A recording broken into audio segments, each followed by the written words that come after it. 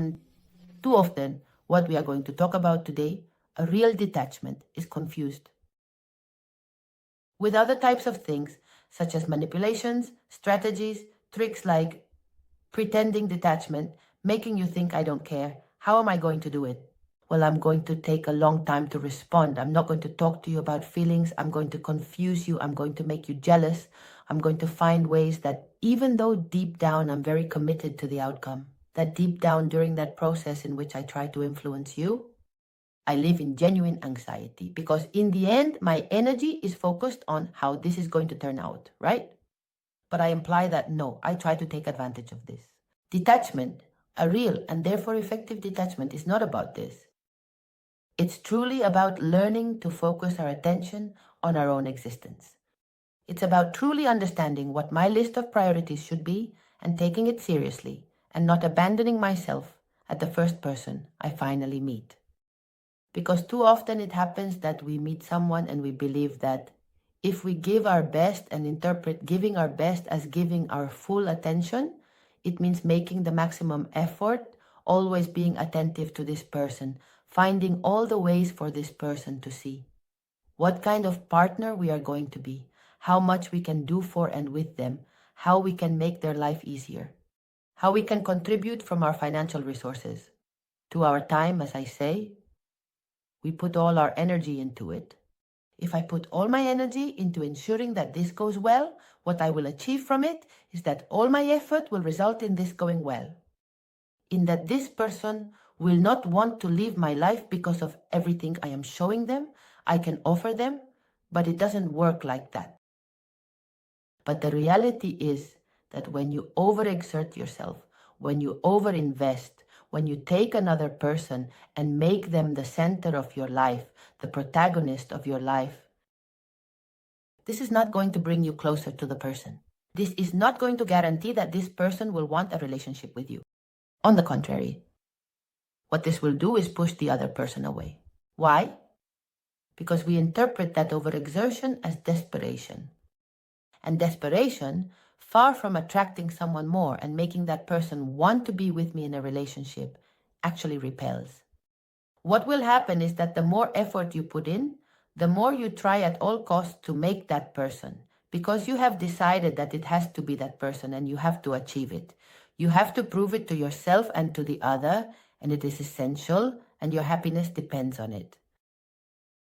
The more you go down that path, what you will notice is that it's like the sand slipping through your fingers. That is to say, all the efforts are not only in vain, but it's the opposite, right? The more you try, the less the other person tries, the more the other person starts to distance themselves, and you don't quite understand why. Because maybe at the beginning, you also saw interest from this person, right? In other words, it was something more mutual. You met each other, there was perhaps a shared attraction.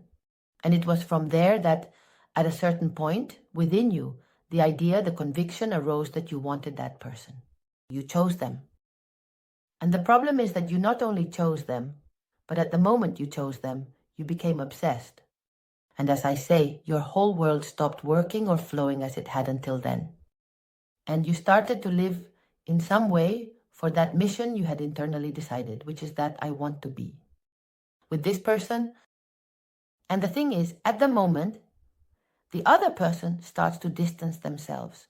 The problem is that if before we already had an excess of energy invested in our commitment that this person had to be for us, on top of that, this energy starts to become very anxious due to the frustration and desperation that we are achieving the opposite of what we intended. And we believe the other person doesn't perceive this, but they do perceive it. We emit that type of energy, that energy in which the other person somehow knows. That person knows that you are waiting for their message. Not just waiting, but that you are desperate to receive that message, that you are becoming desperate. They somehow notice that in the end, everything that person does or doesn't do directly affects your mood. That is to say, you stop being the master of your own mood, of your own being, and your emotions merely depend on your state of mind, on how another person decides to interact with you, whether they write to you whether they don't write to you, whether they suggest something or not. In other words, your emotional state is 100% in the hands of another person, sometimes another person with whom you don't have an established relationship, but you obsessively seek to achieve that. Well, this type of energy, this type of power over you, the other person perceives it.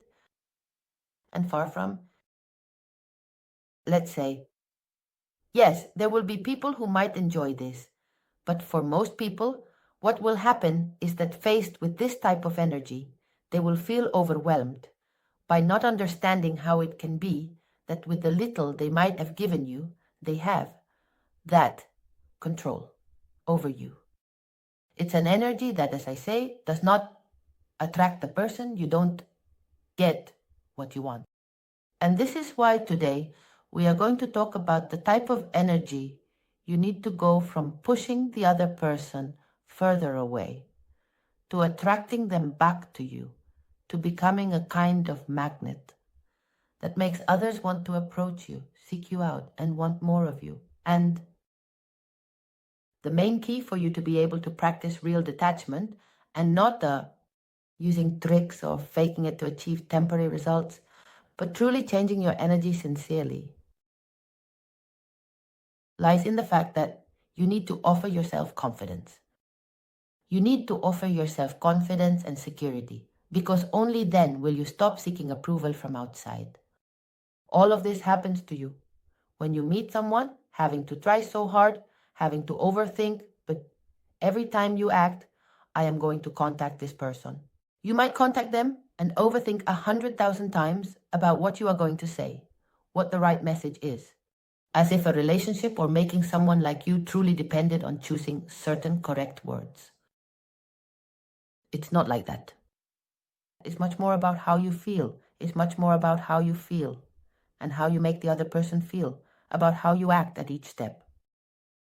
But when you lack that confidence in yourself, when you don't provide yourself with the necessary security, it happens that indeed, constantly, you need external approval.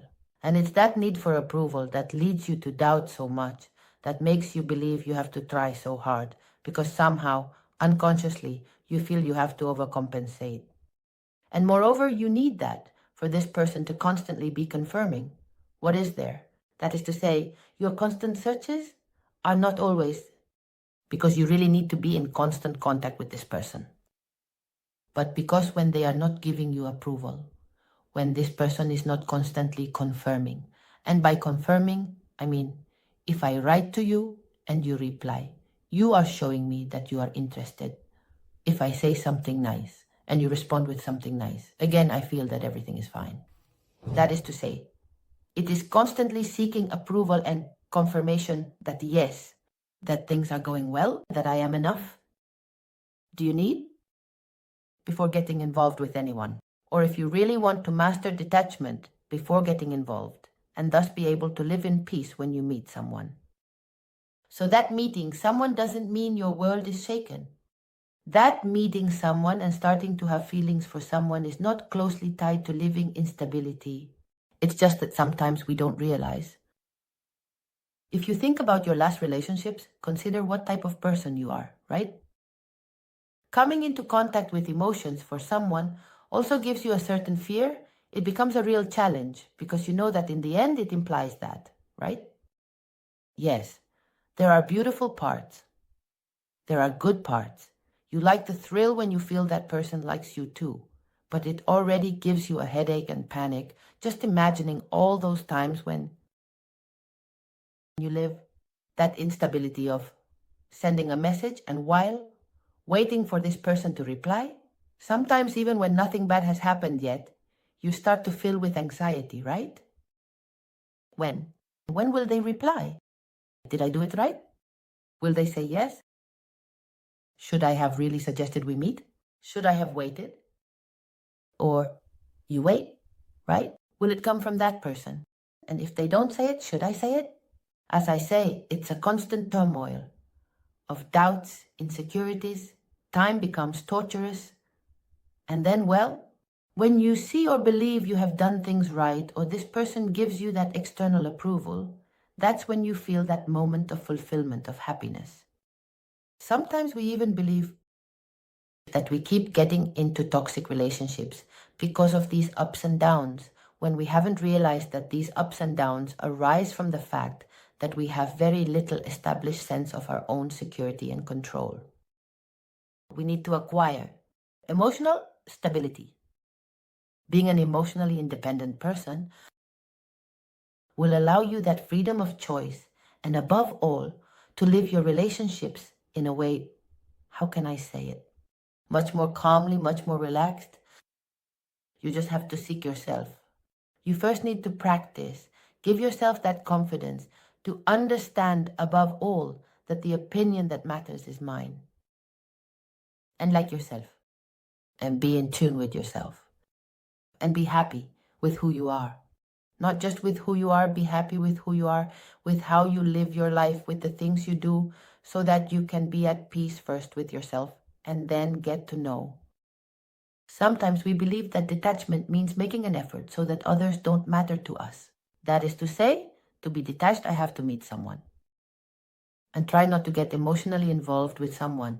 Try to hold back what I might feel, belittle the other, right? Because if I am a detached person, I shouldn't care. Detachment is not about the other person not mattering to you. It's about first having, how to say it, a feeling. Or rather, being aware that you are enough. That you give yourself importance first. Because when you feel enough, when you feel important in your life, when you become your own center, what happens? You no longer need to go searching. You don't need the other person's approval. You are already approved. You are fulfilled. How to say it emotionally? You feel complete and enough. So when I relate from that place, if I seek you out, it's because I want to, but I don't need to chase you because I don't need your approval. I already have it. That is to say, I already live in approval. I feel enough. I don't need to compensate. I won't deal with certain situations. Meaning, I don't have my energy constantly focused on you. And obviously, if I see inconsistencies or things from you that don't convince me, I won't accept it. Because what keeps me accepting attitudes that harm or hurt me is my need for approval. My need for approval quickly turns me into an addicted slave to those people with whom I have become emotionally involved. On the other hand, when I get emotionally involved, I don't get hooked, but rather I get involved, meaning you start to appeal to me or attract me, and I allow myself to feel. But in a different way, I allow myself to feel freely. And that is detachment. Detachment is power. To get emotionally involved from a place of freedom. My emotions do not depend on you choosing me. They do not depend on you approving of me. My emotions do not depend on whether you decide today that you want to talk to me or not, whether this will go well or not, whether we see each other over the weekend or not. No. My emotions depend on me. Because I approve of myself and because I don't need that external validation. Now then, if you matter to me and everything goes as it should, we will move forward. I repeat, it's not about putting effort into not caring about the other person. Put the effort into caring about yourself, first and foremost.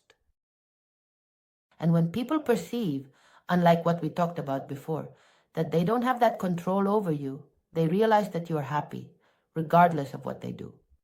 They realize that you are a fulfilled person. And they also notice that you wouldn't stay if it wasn't worth it.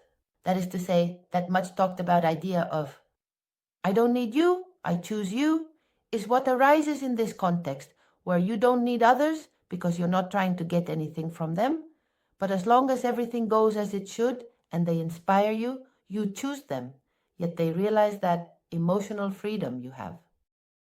This, unlike the behavior we talked about earlier, where they seek you out, where they vibrate with anxiety, where they need you, which is perceived as desperate and pushes away. This is perceived as confident, and confidence is attractive. It is alluring.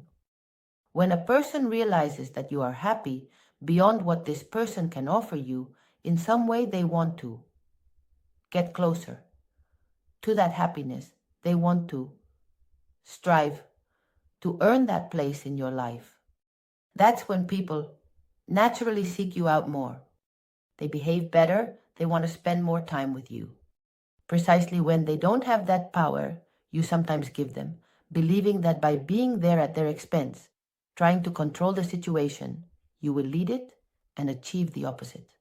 When you make no effort to control the situation, when you are not worried about what is going to happen, but rather let whatever has to happen, happen. If it has to be, it will be, and if not, it's okay, because you are emotionally free, because you live with detachment. Interestingly, the situation goes much better and usually leads precisely to what you wanted. And it's that people want more from you. They want to be in your company, as I say. They seek you out. They take the initiative. You achieve that. That's why detachment plays such a crucial role in our romantic relationships.